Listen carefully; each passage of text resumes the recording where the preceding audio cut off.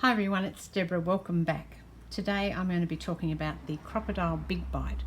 This is a tool from WeRMemoryKeepers, and the beauty of this tool is it's called a Big Bite because you can get your eyelet or your hole punched right into a depth of about 6.5 inches. You'll see there the piece of card goes all the way in, and I can punch or set an eyelet anywhere on this card. Basically, it's made for a 12 by 12, and because it's 6.5 inches, it means you can punch an eyelet anywhere on a piece of 12 by 12 paper. That's why it was originally made. Now, I used to have the Crop-a-dile, mine was pink, but I think they did come in this colour as well. And I had that for years and years and years. And it was great, except it has a limited range of how far in you can get it to set an eyelet and or punch a hole. So when that broke, I picked it up one day and it had actually fallen apart. I suspect my husband was trying to punch something through something that it didn't like, because the whole end piece broke off, and I'd never heard of that happening. I sold a lot of them at the shop and nobody ever came back to me with that complaint. So I don't know if that's ever happened to you or anyone you know, but that's what happened. I decided to invest in a new one, and when I was investing, I thought I'm going to get the Crop-a-dile rather than, the Big Bite, rather than just the standard Crop-a-dile, because I like that freedom of being able to punch anywhere. The other thing I really like about this one is that you've got this scale down the bottom here, and this bar which slides back and forth, and I will show you how all that works. So with this one, you can set an eyelet. It's got settings here at the top, and you can set it here on the setting part. Let's bring that up to the camera so you can have a close look. There's like a little eyelet sitting there. And then you can also push it along so you can set a 1/8 of an inch eyelet, or push it along again so you can set a 3/16 of an inch eyelet. And each of these, I'll lay it down so you can see, each of these will come down. So it's a bit hard to operate on its side, but I wanted to show you that when you push that one down, that's the 3/16, you get that one. And then moving it to the 1/8, you can see the little one coming down here. And then that's the eyelet setter, the last one. I'll move it across again, and that makes the eyelet setter work. So these are the 1/8 of an inch eyelet. You can see that that is tiny in there, and then I have some bigger ones which are the 3/16 of an inch eyelet. There you can see that's a lot bigger and a lot sturdier. And I also have these flat ones which are quite cool. So they are also a 3/16 of an inch, and they've got a hole there, but you can see that's, in terms of the surface that you get when you set it, you get that flat surface on the front.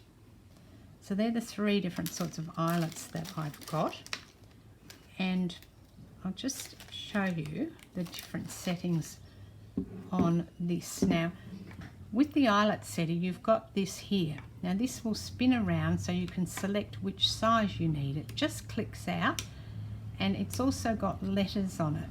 So this one is the 1/8 of an inch eyelet, and that is the C. There down here there's a little letter on it. It's A, B, C and D. This is C. The B side is flat, so that is for setting snaps and things like that, where you don't need anything to actually go into a hole. And then this is the A side, and the A side is to set the 3/16 of an inch eyelets.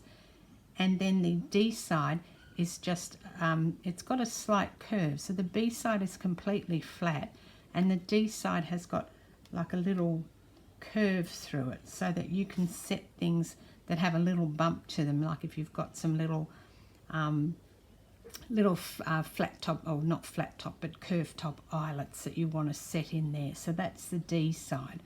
I'm going to set this little eyelet, so I'm going to make it go to the 1/8 of an inch eyelet setting.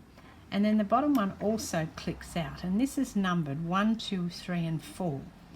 And the numbers, the letters are up here, but the numbers are on the opposite edge. So if you look at 1 is for setting your 3/16 of an inch eyelet, so that's for the base of that. 2 will set your non-standard eyelets, what they call non-standard. So if you've got something that's not a basic eyelet. And then number 3 is for setting your 3/16 of an inch. So if we look at that, sorry, this is for 3/16, and this is for your 1/8 of an inch eyelets. And then the copper one is for setting your cone-shaped eyelets. So they're just slightly different, all of them. You'll know if you've got the wrong setting because it just doesn't work. It doesn't push the back of the eyelet out properly if you don't have the bottom setting correct. It won't damage it. It'll damage the eyelet probably. It won't damage the machine, but then just check what setting you're on. Now mostly I set either these little tiny ones, or lately I've been setting a lot of these 3/16 and also the flat top eyelets. So they're kind of the two that tend to stay on those 2 settings all the time. So I'm just going to put it onto number 3 because that's the one that I want to set. Now the number's here, but you need that to be pointing up. Don't get fooled and think I've got 3 showing, because you don't have 3 showing. So you need to make sure that that's up, so you've got your 2 pieces like that and that. Okay, so we'll just move that away for a moment and we'll talk about the bar down the bottom. So the bar down the bottom is all about the distance. And what we've got here is, it's a bit hard to get a shot, but I'll see how I go. Bring it up to the camera for you. Now there are 3 rows in here, 3 rows of rulers or measurements in here, and they're marked on them. This is for your 1/8 of an inch eyelet, this is to set your eyelet, and this is for your 3/16 of an inch eyelet. And the reason that they're staggered like that is because your 3 settings are staggered. So if you were setting an eyelet, so if you punch the 1/8 of an inch hole, say at the 2 inch mark, and then you thought, well, now I want to set that eyelet. If you didn't change this setting to the 2 inch mark for eyelet setting, you wouldn't hit the same spot. It wouldn't work. So you need to be aware that you need to move this up and down depending on where you want to set that eyelet.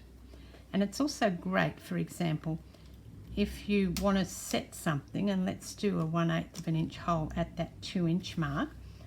So let's say that I've got this and I want to punch 2 holes that are equally spaced from the edge of the piece of paper. So if I put them in and I don't use the ruler portion, I might not be able to get them in the same place. But if I use the ruler portion, and let's move that onto the 1/8 of an inch. Okay, we'll try again. If I move that ruler portion to the 2 inch mark and set one there, and then keep the paper on the edge of this. So let me just slide that up so you can see what I'm doing. I'm keeping the paper,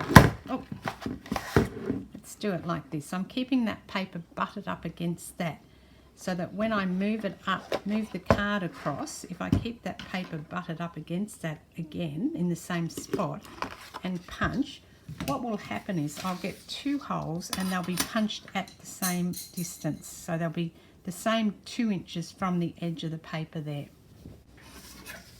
And we can just check that with our ruler. So I've got one there that's 2 inches and then one there that's 2 inches. I didn't have to check it. I knew it would be right because I used the actual ruler that's on the big bite. So that's why you use your ruler. And then if you want to set it in the same place, I would then move my setting up to the 2 inch mark for the setter, and then remember to change the top, which is what I didn't do before, but I'll leave that in because it's good for you to see that, you know, it's easy to make a mistake. And I have done that before. I'm getting better at it, but it's just, you know, I haven't used one of these for years, and then I got this one, which is brand new. Now, when you're going to use this, please be careful, because in here, when you press, you can see those 2 bits of metal move, and it's really easy to get your flesh caught in this. And with my other Crop-a-dile, I used to do that quite frequently with the palm of my hand. I would squeeze and catch this fatty part of my hand in it, and it wasn't very pleasant.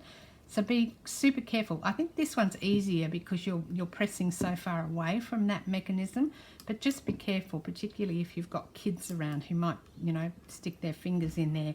I don't think that it would be very good if that happened. And then what you need to do is you need to put this in, and you put your eyelet in first, and then you put this in, and I've got that set at the 2-inch mark, and I find that it's easier for me if I just bend that over. I just tip it slightly back so I can see what I'm doing, and then press that in, and that will set. And your eyelet should be fairly flat at the back when you finish setting it. See, these are quite old eyelets. Now I will tell you that depends on which eyelet you're using. Some eyelets are softer than others.